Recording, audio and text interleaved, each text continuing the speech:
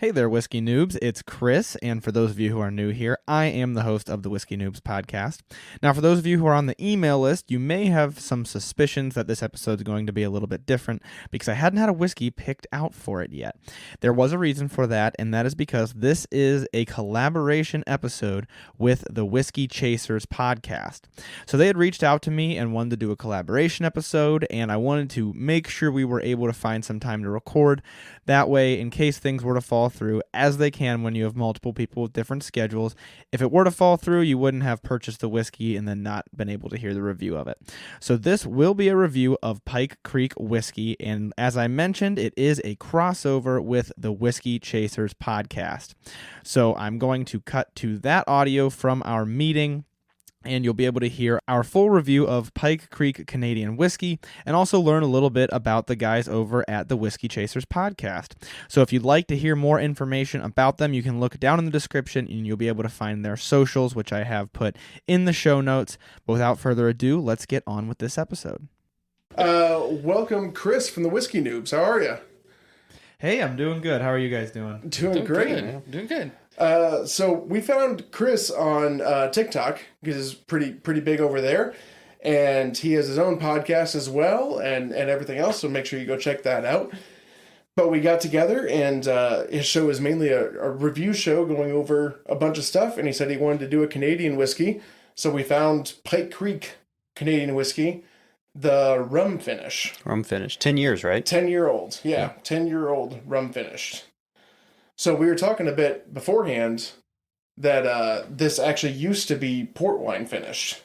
This has been in the U.S. for quite a while. Decent amount of time, Yeah. 2014 is when they switched it over to the rum, and it was just a supply issue, is what they said. They didn't go into a whole lot of details on what that actually means, but they just said there's some sort of a supply thing happening. I didn't think port wine barrels were that hard to come by. No. But they're getting more popular. That's true. There are a lot more port wine finished stuff. Yeah. And I almost feel like it might have been a duties kind of thing, or like getting it in or something along those lines. So they switched to rum casks. Switch to rum casks. Now, Pike Creek does have other offerings. I think they do a couple special releases too, don't they? Yeah. They do. Now, have you ever had or at least reviewed a Canadian whiskey on your channel yet? Yeah, I've had a couple of Canadians. The first one I did was Crown Royal, just a classic. And then I also did Pendleton, which is, it's actually made in Canada, but it's bottled in America. Do you like Pendleton? Yeah. For the price, I really enjoy it. Okay. Yeah. We, I don't think we were huge fans of it. No, we got Pendleton because I used to work in bars, and so I got to know one of the sales reps for Proximo right around the time that they were trying to push out Pendleton Midnight into the bars around here. So I had for the longest time a bottle of Pendleton Midnight, which was pretty good. It was fairly decent for the price. It's really inexpensive, and that one's a sherry cask finish, I believe. So they do. We did like that one. It was the standard Pendleton that maybe we again for the price it's good. Yeah. Just wasn't anything to write home about. Yeah, and it's got a little different of a palate to it as well, which I talked about in my episode. Not overly bold or sweet if you're used to like a bourbon or something like that. It's a little different. Yeah. And especially for Canadian whiskey, it is very different. It's very different, unique for kind Pendleton. Of thin, if I remember. For a Canadian whiskey. Yeah. Yeah, the coolest thing I could find out about these guys is that their master blender has his PhD in wood sciences. I'm sorry, wood sciences? Wood sciences. That's a thing? That's apparently a thing. So, when I was I would have thought they would have called it like forestry or something, but apparently it's well, there is sciences. I think there's a forestry degree as well. Oh, yeah. So what is wood science? I guess it's just the science of wood. It's a derivative of forestry. I don't know what to tell you. I'm just trying to figure out the courses for that one. Right. Now. Like I said, I took some forestry classes and stuff in school, and those were a blast. I took a chainsaw class, and my final exam was felling a tree, and there was like a grid out, and if you hit the pop can, that was an A.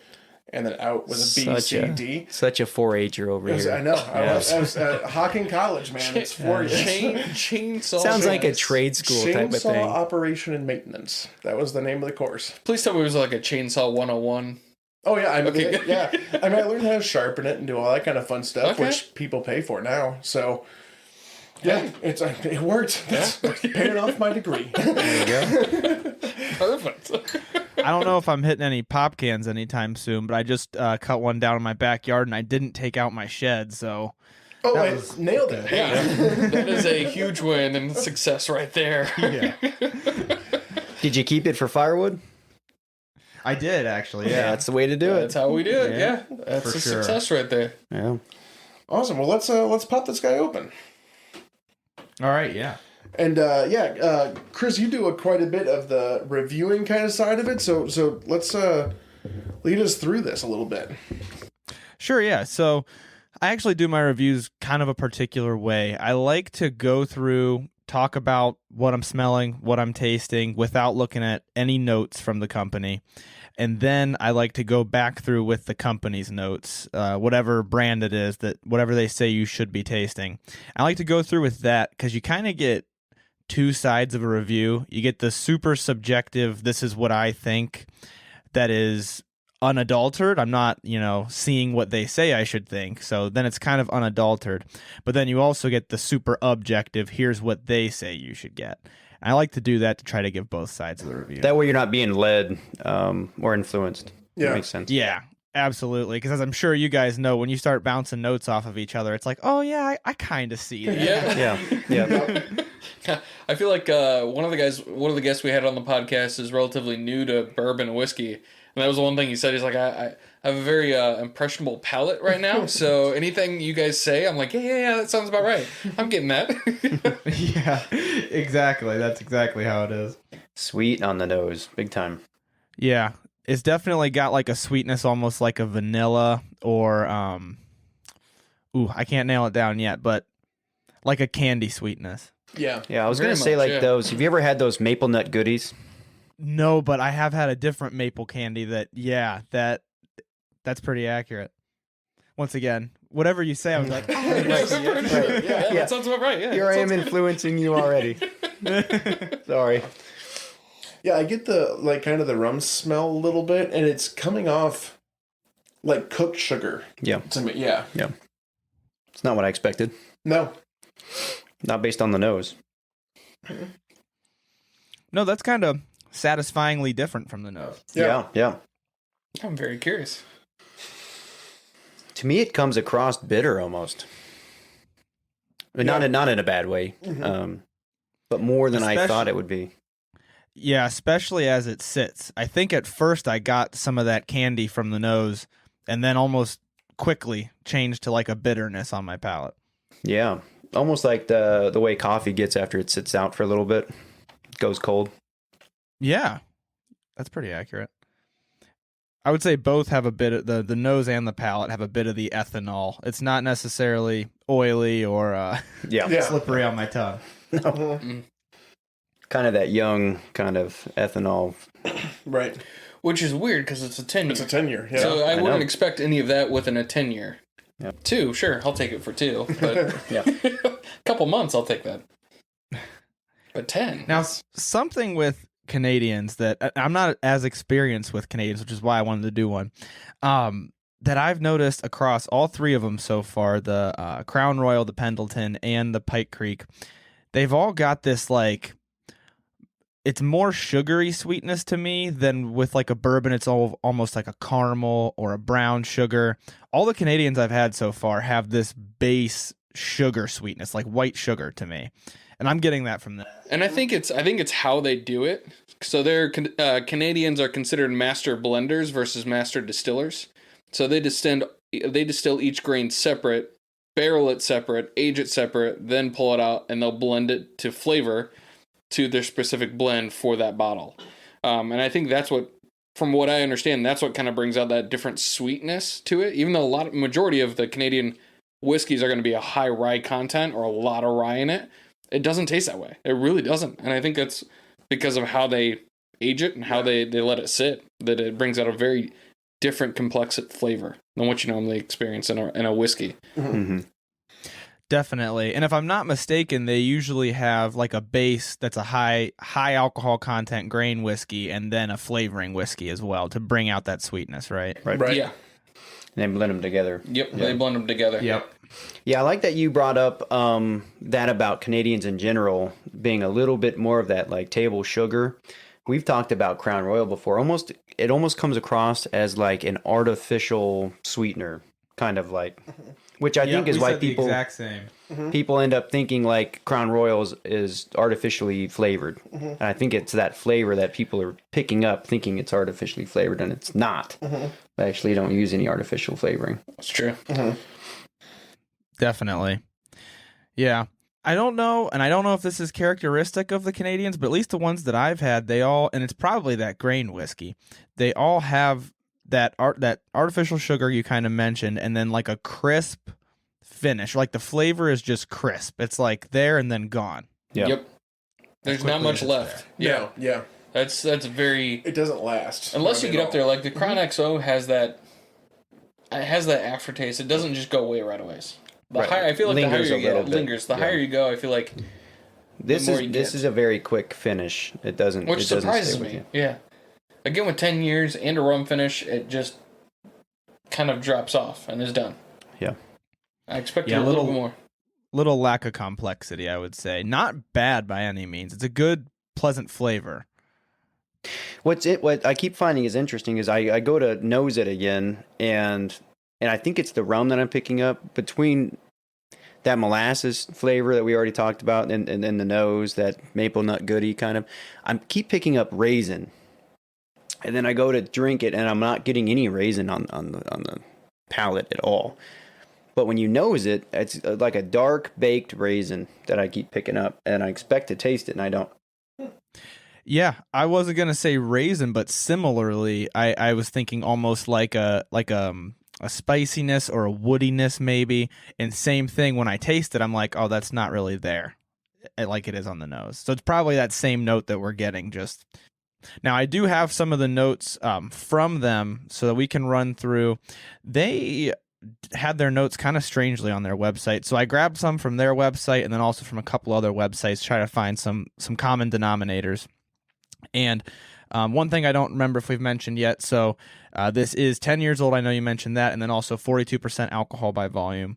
So it's close to that bottom end. So you wouldn't expect a lot of ethanol, although I do get a little bit of ethanol from it.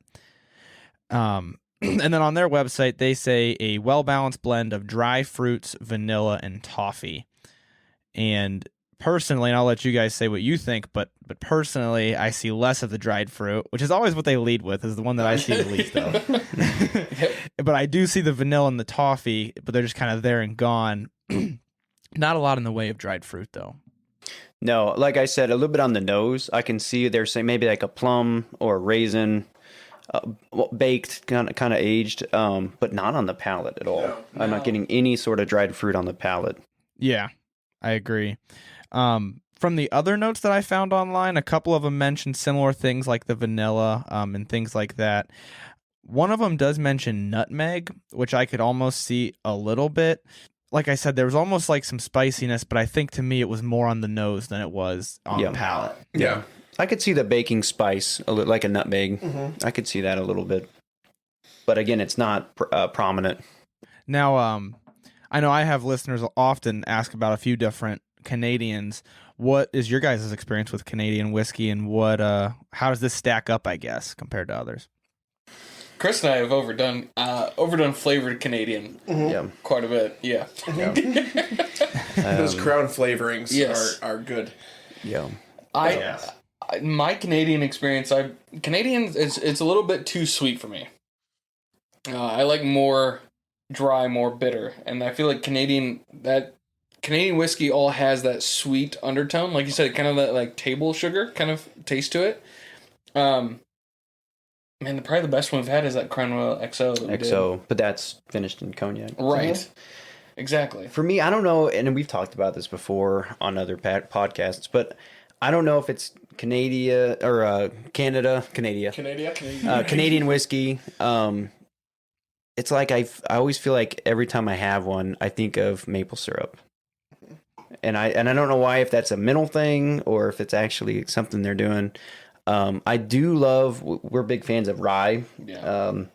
And I know that they use a lot more rye, and typically they're all rye whiskeys. But it's that sweetness mixed with it that I'm not a huge fan of. So for that reason, I think we've kind of stayed away from Canadian whiskeys. Yeah. The Canadian Club 12 might have been the next best one that we did. Yeah. I mean, there's some, it's always got its place. There's times where I want to reach for a Canadian whiskey. It's just not an everyday thing for me. Yeah. For me, I'm a bigger fan of Canadian than you guys are, and it's because I like that sweetness. I like more of a sweeter whiskey, so because of that, I enjoy that sweetness. So I've liked all the Canadians that we've had. When we got to some of those Crown flavorings and stuff, that they kind of get the weird ethanol kind of thing going on that I'm not a big fan of. But the Canadian Club 12 year that we did, the Crown XO was great. This is pretty good. I like this. So yeah, I'm a decent fan of Canadian, but it's because I like that sweeter note. Yeah. And I think Canadian whiskey's on the more inexpensive side. If you're looking for a whiskey in general to try to go after, they're not super expensive for what you get. I mean, this 10-year was what, $24, I think it is. $24 for a 10-year-old whiskey. Like that's pretty hard to come by for American whiskey. Pretty hard to come by for Scotch. Well, even the Canadian Club 12 was cheap. Yeah. I mean, they're all, and I don't know, I think it's because they mass produce, and we've talked about that as well. There's only like, I think 6 distilleries. Yeah, and they just put out a ton, but they're all fairly cheap in relative terms to what we charge in America. You know what I mean? Like, Definitely. Yeah. Yeah, I think I pretty much would be, if you guys are on one end and Steve, right? I'm making sure I get the names right. Steve is on the other. I think I pretty much land in the middle of you guys, where I think I said this about the Crown Royal on my Crown Royal episode, and I would pretty much echo it with Pendleton and definitely with this, that I like that general sweetness, especially if I'm having kind of a thoughtless glass, like I have friends over or I'm doing something, and it just tastes generally good.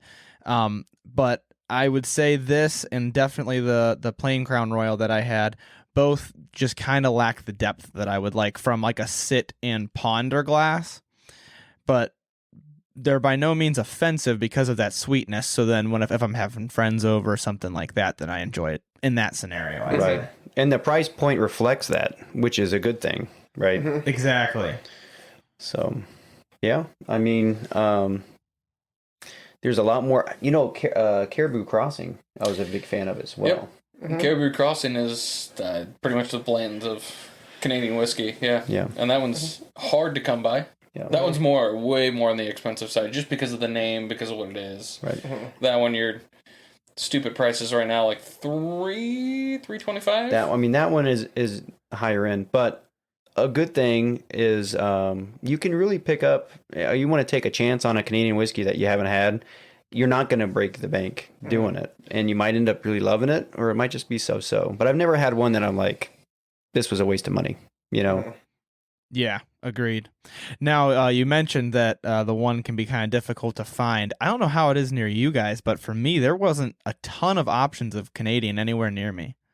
Yeah, Canadian whiskey, and I don't know if that's because you're in Ohio, right?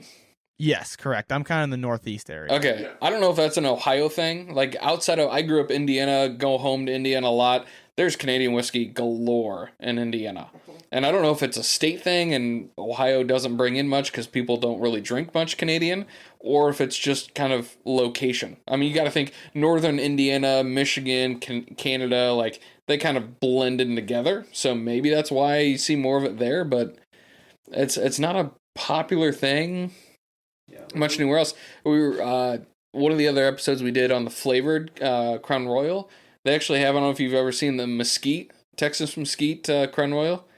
I did see it. I've never had it, though. So that came about because apparently some big honcho or a couple guys in Crown Royal's distillery or their company loved Texas. So they would always come down to Texas, and they would always bring Crown Royal with them. Well, they thought that Texas needed a little bit of Crown, and Crown needed a little bit of Texas. So they did their Texas mesquite flavor out of that. So it's weird that some places go like gravitate towards it, other people don't. I don't know what the reason is. Yeah. And we've talked a little bit before that Canadian whiskeys are similar to some of the other countries' whiskeys, where they're kind of one-noted. There's not a ton of differentiators between them, and it's partly because, like you said, there's only like 6 distilleries. It's not that very just make complex. a whole bunch of different brands. But because of that, I mean, there isn't a reason to have a whole bunch of different kinds. Yeah, I think that makes sense. And I think it makes you wonder, kind of like we mentioned earlier, with the way they do the blending and the flavoring, if that almost narrows it down, having, you know, that base, and then there's only so much you can do with the flavoring whiskey that you add to it. But It is very I'm not interesting. 100% sure. Yeah. But they also think like WhistlePig. So WhistlePig out of Vermont, they source Canadian whiskey to start while they produce their own. So, I mean, they don't taste much like Canadian whiskey. So do they do something different? Or is it just because it's made in bottled in Vermont that people kind of go after WhistlePig? I Right. see more WhistlePig than I do Canadian whiskey. And technically it's still got some Canadian whiskey involved in it. There's a ton, and it's actually way more expensive. It is. than, Way more expensive than everything else that's on the shelf. That as far as Canadian whiskey goes. Definitely. Yeah, I think I do have more of a variety of specifically WhistlePig brand near me than I have of the rest of Canadian whiskey. Yeah. You said you haven't ventured too much into Canadian yet. Have you hit kind of all of the major categories? Irish, Scotch, single malt, all that kind of stuff? Have you kind of gone into all the areas? And which area is your favorite? That's a great question. I was actually going to ask you guys the same thing with your palate preference. But yeah, so I've had everything on the show so far. Only one Japanese. I had the Suntory Whiskey Toki. And I'm kind of working on, I dove pretty deep into bourbon because that's what the people want on TikTok a lot of the time. So I do a lot of bourbon reviews based on request. And then I also am most experienced behind bourbon, I'd say, in Scotch. But there's so much with Scotch because then you have 5 sub-regions of Scotland. And so that takes forever to get through. I actually just did my first Lowland a few weeks ago. So that was pretty interesting. I did Auchentoshan. And so after that would be Irish, which is probably pretty close to Scotch in terms of my experience level with it. And then just the one Japanese whiskey, and then I mentioned the 3 Canadians that I had. It's hard to pick a favorite. I've had that question in my Q&A episodes sometimes where people will say, like, if you could only have one of the categories the rest of your life, what would you do? And I'm like, oh, I don't know, because I think they all bring something to the table. I think in terms of specifically like the flavor profile, I might lean towards a bourbon. I really like wheated bourbons that have like a good bakery sweetness to them. That's what I tend to gravitate towards. I just mentioned Angel's Envy, which is a finished bourbon, but I really love the palate that port wine brings to the Angel's Envy. But I do like the merits of each of the categories. I feel like they've all got their own thing, and I like being able to see the differences between them. But yeah, I was actually curious, what are your guys' favorite, like either category or profile or anything like that? Right. Yeah.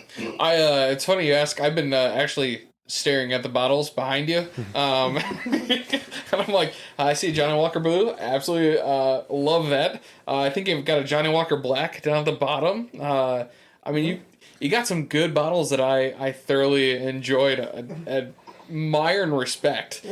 So On a regular basis. On a regular basis, yeah. So I started out with Scotch. So I started out with Johnny Walker Black and Blue. I went into single malt Scotch and then started making my way into bourbon. Right. Thanks to me. Yeah, Chris and I used to travel here before I moved here to Ohio. I used to travel once a month here to Ohio, and I'd spend the night and stay the night with Chris. But we would he would always buy a new bottle for that night, and we'd end up either finishing that bottle or coming pretty close to finishing that bottle. It was always something different, some different bourbon that we've never tried before. Right. So I'm right there with you. I feel like except for Irish, I don't like Irish whiskey too much. But every other whiskey has got their unique niche. And they've all got something. Scotch, more than anyone, has a story behind it. And then Irish kind of whiskey, I respect the fact that they have a story behind why they got started. I don't like their stuff very much, but I like the story behind it. And then you got American whiskey, it's starting to kind of come about and little by little have a story behind it and a reason behind it. I think I find myself gravitating towards the story with the flavor than I do just the bottle and the flavor itself. Right. So it's hard for me to pinpoint like which one do I love the most. I love high proof. I love rye. That's my sweet spot. I feel like there's a lot more flavor to be pulled out, especially if you've had your days of trying several different bottles. That 80, 90 proof kind of gets old after a while, and then you start getting higher proof and higher into rye, and you go, man, there's so much more flavor just because of the complexity. Especially if you are into Scotch, those two really work together. So that would be me. Yeah. We I mean our palates are very, very similar, especially at this point. But I started on the opposite end, so I was really into Irish whiskeys for a long, long time.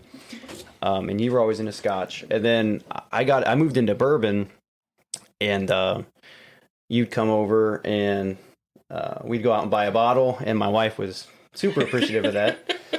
We'd buy a bottle every time you came over. And that was the beginning of it. But so I got into bourbon before you did. But I was really into, like you said, weeded bourbon, really the friendly bourbon, typical kind of flavors. And then as it's progressed, I've gotten way more into Scotch. You kind of brought me into there. But now we've kind of leaned it on this, like it went to like high rye bourbon, to like rye, to like high proof rye, and that's kind of where I'm at this point. I try to stay open minded. I still love weeded bourbon and stuff. It just doesn't always hit that itch for me. You know what I mean? Scratch that itch. Like high rye, high proof ryes do. But I like to say I'm pretty diverse in what I drink. But for me, I think that's where I'm at. High proof ryes. Yeah. My journey is a little bit newer than your guys's, so I haven't been doing it quite as long. So I'm still into the lighter bourbons. So the weeded bourbons and that kind of stuff, I still really enjoy that. But I've learned to really appreciate Scotch. I really enjoy the Scotch flavors. Irish and Canadian are, like I said, they're fairly one noted, and so I don't mind them, but they're not my go-tos.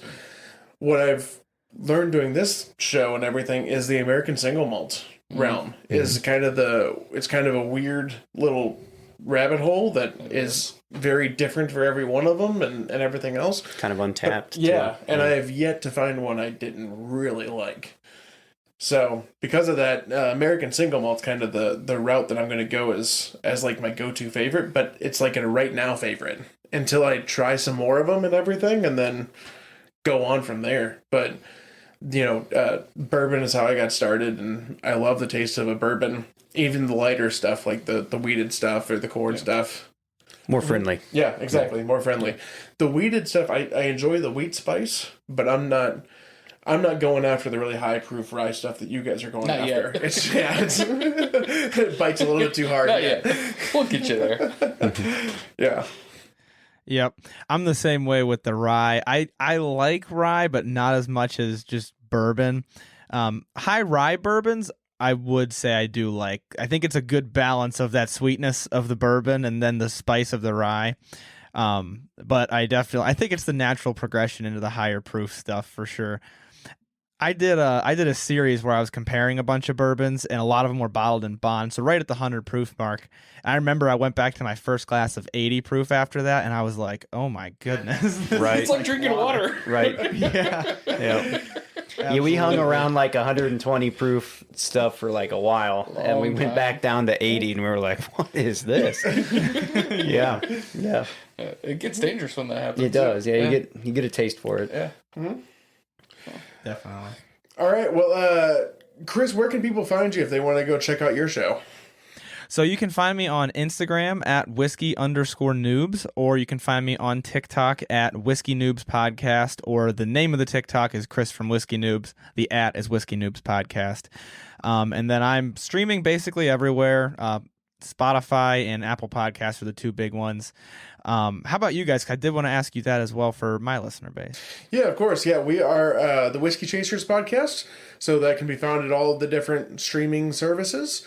And we also have a Facebook page, just Whiskey Chasers Podcast, and an Instagram as well, Whiskey Chasers Podcast. We're not as cool and tech savvy for TikTok just yet. Yeah.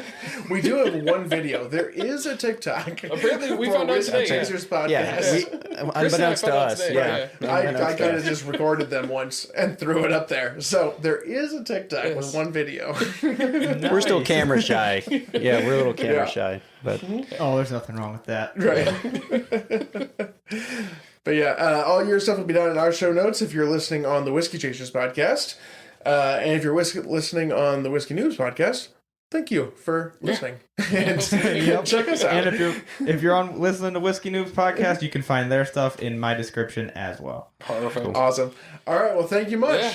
Thanks for being we'll on. have to do this again sometime. It's nice having a different perspective. Absolutely. Yeah. Absolutely. Thanks, guys. I appreciate you having me on and the collaboration.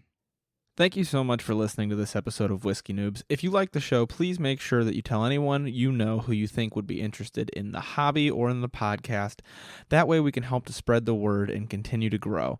Please also make sure to review the show on Apple Podcasts and share our posts on Instagram at whiskey_noobs or on TikTok at Whiskey Noobs Podcast. It only takes a couple of minutes, and it really does a lot to help spread the word and grow the podcast. Also, there is an email list for the show. If you'd like to join, you can just send an email to whiskeynoobspodcast@gmail.com, and in the subject line put email list. I will add you to the list, and then you'll be updated every month with the whiskeys that we will be drinking on the show throughout the month. That way you can drink right along with us and see if you're getting the same notes. Once again, thank you so much for listening to the show. The Whiskey Noobs Podcast does not support underage or otherwise irresponsible consumption of alcohol.